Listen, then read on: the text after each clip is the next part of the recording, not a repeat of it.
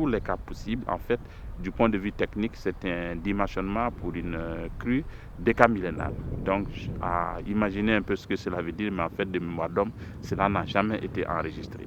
Bien que premier-né, Diama était conçu dès le départ pour être combiné avec Manantali, l'autre fer de lance du programme OMVS. Trônant sur le Bafi, à 70 km de Bafoullabé, en territoire malien, Manantali est un barrage dit à réservoir et à buts multiples.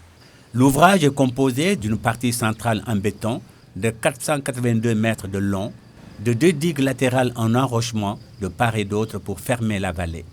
C'est l'ensemble de cette installation qui permet de bloquer en amont l'eau qui s'accumule ainsi pour constituer un immense lac réservoir de 476 km² d'une capacité de stockage de plus de 11 milliards de mètres cubes à sa cote normale d'exploitation. Les eaux de l'hivernage provenant des pluies abondantes du Fouta-Djallon n'iront plus se perdre en quelques mois dans l'océan. Bloquées ici, elles s'écouleront grâce à un système de modulation de manière qu'il y en ait à suffisance dans le fleuve, assurant ainsi la consommation domestique, l'irrigation et la navigation toute l'année. De 1988 à 2002, c'est cette partie du barrage qui fonctionnait. Mais on le sait, Manantali était conçu pour abriter une centrale hydroélectrique. Seule la lourdeur des investissements pour ce type de réalisation avait amené l'organisation à opter pour une installation progressive mais cohérente de ces ouvrages. La recherche de financement de la centrale que vous découvrez à présent là à gauche, ce bâtiment rose, avait commencé bien avant l'achèvement du barrage proprement dit. Cela a duré plus de 10 ans. Les travaux de construction avaient démarré en 1998 et en 2002, la centrale entrait en fonction. Le coût est exorbitant, 226 milliards de francs CFA. Une centrale hydroélectrique de 200 MW qui est donc générée par 5 groupes turbo-alternateurs de 40 MW chacun, hydrauliques. C'est des groupes Kaplan à axe vertical. Et ces 5 groupes permettent, en année d'hydraulicité moyenne, de produire environ 800 gigawattheures, ce qui est considérable. Et à partir de cette centrale, le projet a réalisé un énorme réseau, il faut le signaler, un réseau de transport haute tension d'environ 1600 km, 1650 km entre Manantali et le système Est, c'est-à-dire vers Bamako, et Manantali et vers le système Ouest, c'est-à-dire l'Ouest du Mali, le Sénégal et la Mauritanie.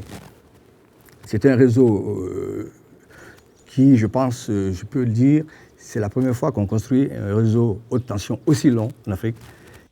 Bien avant que ne fût achevée la construction de la centrale, dernière réalisation de ces ouvrages de base, l'OMVS, toujours guidé par ce sens aigu de l'adaptation et de l'anticipation, s'attaquait à la deuxième phase de son programme, tout aussi essentielle, l'élargissement de sa vision et une gestion efficace pour un rendement optimal et pérenne. Ainsi, en 1997, elle créait simultanément 2 sociétés. La Société de gestion de l'énergie de Manantali, SOGEM, avec siège à Bamako, au Mali. La SOGEM est une société créée par la décision des chefs d'État de l'Organisation pour la mise en valeur du fleuve Sénégal. Elle est créée en 1997. Elle est chargée de la gestion de l'énergie hydroélectrique de Manantali. À ce titre, elle a une centrale de 200 MW composée de 5 groupes. Aujourd'hui, la SOGEM gère, n'est-ce pas, cet ensemble en vue d'une production de l'ordre de 800 gigawattheures. La même année, le même jour, le 7 janvier, la société de gestion et d'exploitation de diamants avec siège à Nouakchott, en Mauritanie. Nous avons comme mission ici au niveau de la SOGET l'entretien et l'exploitation du barrage de diamants, avec comme mission essentielle ou objectif économique la maîtrise de la ressource en eau du fleuve Sénégal pour les besoins de l'irrigation, de l'alimentation en eau des populations et de la conservation et la protection de l'environnement. Les conventions portant création de ces deux sociétés sont venues enrichir l'arsenal juridique de l'organisation.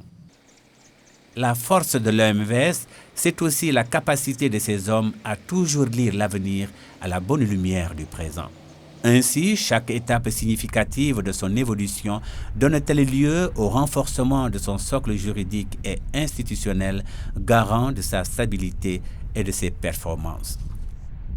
On a conçu le 28 mai 2002 de nouvelles règles du jeu sous forme de traité qu'on appelle la Charte des eaux du fleuve Sénégal. L'adoption de la Charte des eaux constitue à mes yeux une rénovation du cadre lui-même, fixer des règles du jeu consensuelles, transparentes et rigoureuses, l'alliance entre le droit et les acquis scientifiques et technologiques, la stabilisation à long terme de l'option stratégique de valorisation polycentrique de la ressource en eau, en particulier en précisant que la répartition de la ressource se ferait désormais entre les secteurs d'utilisation et donc sur la base des bénéfices que chacune des parties pourra tirer. Il y a deux autres textes qui sont aussi importants que les autres.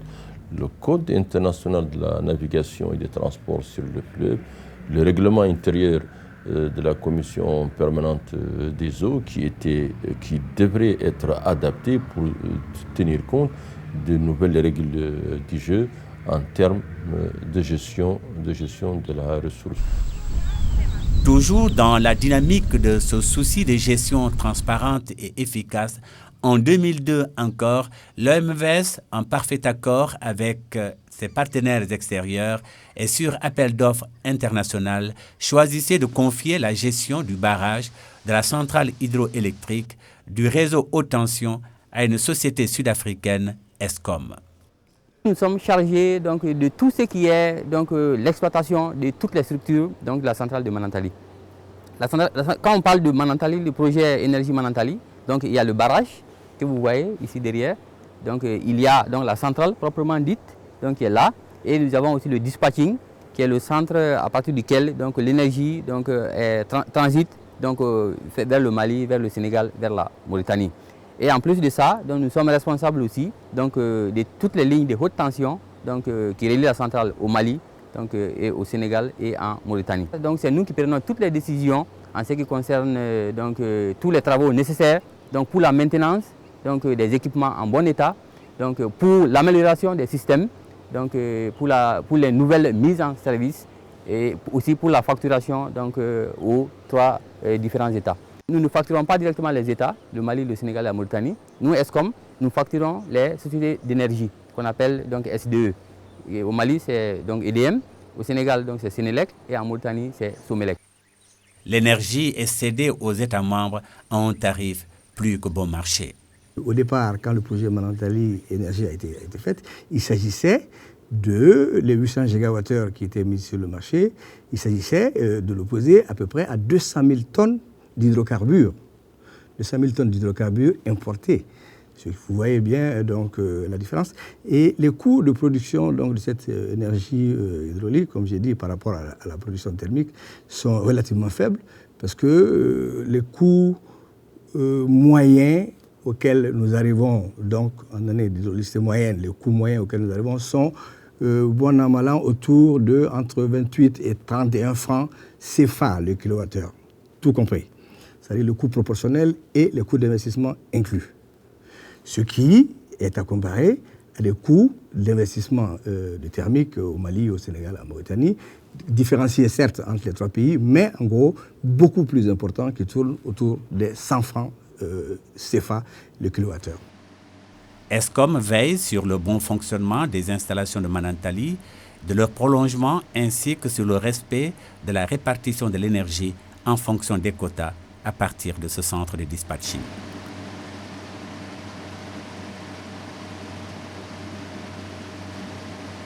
Aujourd'hui, 20 ans après la mise en service des barrages et à peine 5 ans après celle de la centrale, les objectifs visés ont-ils été atteints? En d'autres termes, l'OMVS est-elle un succès? En 1972-76, il n'y avait que 16 000 hectares aménagés dans le bassin du fleuve Sénégal. Aujourd'hui, nous en avons 120 000 hectares aménagés. C'est une vraie révolution verte. Ça, c'était une des missions que les États avaient confiées à l'OMVS à travers aujourd'hui la structure de gestion des barrages de Diama, la SOGED. L'autre objectif, c'est mettre de l'eau douce à la disposition des populations. Il n'y avait pas d'eau douce dans cette région-là pendant la saison sèche. Aujourd'hui, toute la vallée du fleuve Sénégal a de l'eau douce sur les 12 mois de l'année. Les grandes villes comme Dakar sont aujourd'hui alimentées à près de 30-35% à partir du fleuve Sénégal. Et aujourd'hui, nous sommes venus à Diama, entre autres choses, pour participer, disons, à la conception finale du projet d'alimentation en eau de Nouakchott à partir du fleuve Sénégal. Vous voyez comment l'environnement global du bassin et de la zone hors bassin même est en train de se modifier grâce aujourd'hui à cette maîtrise des eaux du fleuve Sénégal. Protection de l'environnement dans le temps dégradé du fait de la sécheresse. Mais aujourd'hui, heureusement, nous avons deux grands parcs d'importance internationale dans la zone aujourd'hui.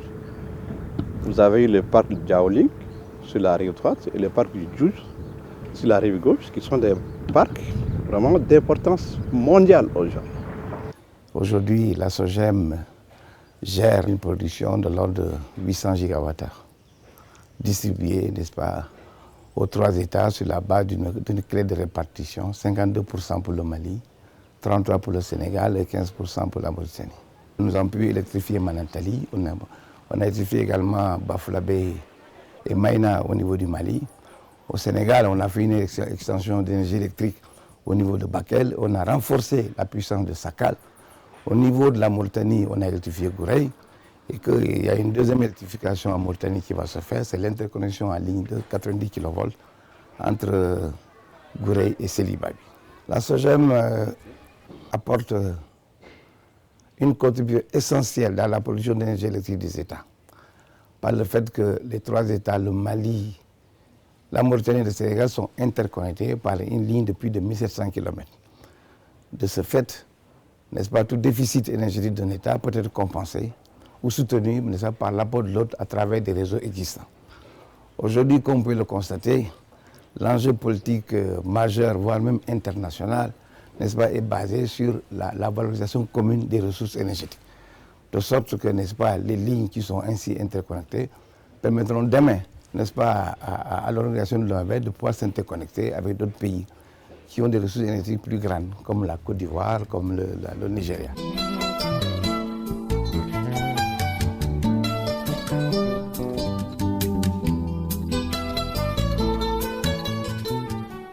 C'est l'une des intégrations les mieux réussies. Donc aujourd'hui, nous avons dans nos mains un instrument non seulement de développement, un instrument social qui nous lie, qui lie nos destins et qui donne la preuve la plus éloquente que lorsqu'on se met ensemble, l'union fait la force. Cette organisation nous fait tellement honneur que souvent on se pose la question à savoir est-ce que nous sommes objectifs, mais je crois que nous le sommes. C'est la réussite qui est grande. L'Organisation pour la mise en valeur du fleuve Sénégal a un bilan concret honorable, mais nous reconnaissons modestement que notre politique d'aménagement a des implications négatives. Et pour mieux prendre en charge ces implications, nous avons agi de façon rationnelle. À cet effet, on a conduit de façon inclusive une ADT, une analyse diagnostique transfrontalière, qui nous a permis d'identifier les problématiques environnementales majeures qui sont associées à nos projets, à nos programmes, qui ont été groupées en deux catégories. Il y a celles qui revêtent un cachet d'une extrême urgence, notamment les problématiques associées à la santé environnementale, avec ces deux grandes pandémies que sont le paludisme et la schistosomiase. D'autre part, la prolifération des végétaux aquatiques nuisibles dans la basse vallée et le delta, la dégradation des berges dans le haut bassin et dans la moyenne vallée, la question centrale de la contamination des eaux. Face à ces quatre questions, on a lancé déjà des programmes qui sont soit déjà lancés, soit en cours de réalisation.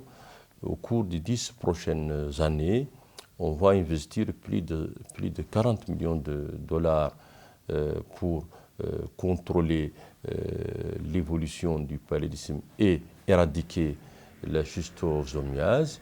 Plus de 2 millions d'euros seront investis pour l'éradication des végétaux aquatiques nuisibles dans la basse vallée et le delta. Et plus de 2 milliards de francs CFA le seront pour la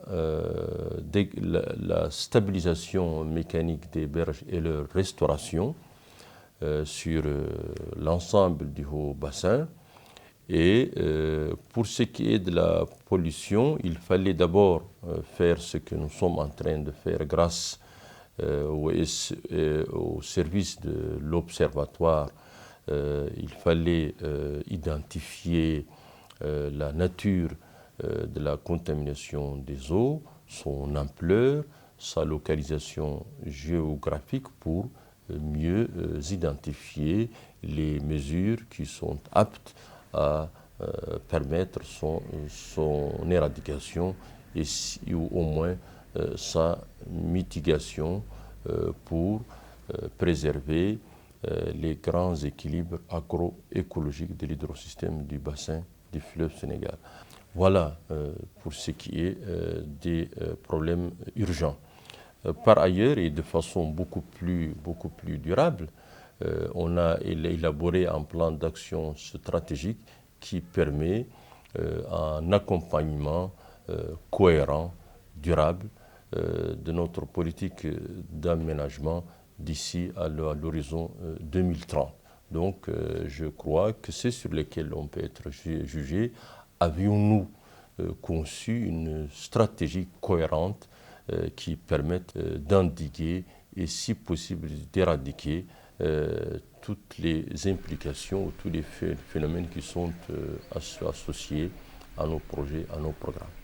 Je crois que la réponse est oui. Les États de l'OMVS ont estimé qu'il était important de créer un outil de veille qui leur permet à tout moment donc de pouvoir identifier et de mesurer ces différents impacts négatifs liés à ces aménagements qui par ailleurs, évidemment, sur le plan socio-économique, ont beaucoup d'avantages. Mais l'objectif de l'OMVS, c'est de minimiser autant que faire se peut ces impacts négatifs pour maximiser les impacts positifs. Nous avons ici donc un ensemble d'outils de gestion rassemblés sous la forme d'un système d'observation environnementale qu'on appelle donc le SOFSEN, donc système d'observation environnementale du fleuve Sénégal, et qui nous permet donc à tout moment de pouvoir suivre l'évolution des différents indicateurs que nous avons choisi de suivre, qui nous renseignent sur l'état de l'environnement du bassin, mais également sur les relations de cause à effet entre les différents secteurs, c'est-à-dire aujourd'hui, quels pourraient être les impacts de la gestion du niveau du fleuve sur l'agriculture, quel est l'impact de la production de l'énergie sur le niveau du fleuve, etc., etc. Quelles sont les relations entre l'agriculture et les maladies hydriques, quelles sont les relations entre la variation du débit du cours d'eau par rapport à la recharge des nappes phréatiques. Donc voilà, tout ça est renseigné ici. On est chargé au niveau de l'Observatoire donc de faire des propositions d'alternatives ou en tout cas des propositions de correction de manière à ce que la planification de ces activités soit revue et corrigée en fonction de ces dangers éventuels, de manière à ce qu'on optimise en fait les avantages des activités de développement qui sont menées aussi bien au niveau national qu'au niveau régional dans le bassin du fleuve Sénégal. L'OMVS combattra avec d'autant plus de force et d'efficacité les effets nuisibles des ouvrages ainsi que la dégradation des berges et des têtes de source, ce qui requiert des actions transfrontalières grâce à ce qu'on peut appeler sa plus belle réussite de ces dernières années. Le retour de congé de la République sœur de Guinée, selon l'expression savoureuse d'un Guinéen justement, dans la grande famille du bassin.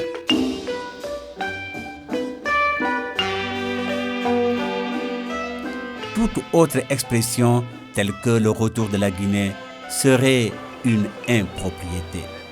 Car pour revenir, il faut d'abord être parti. Et la Guinée n'était jamais partie de l'organisation. Ni de conviction, ni de cœur, encore moins de mémoire. Qui en doute n'a seulement qu'à se rendre à la baie.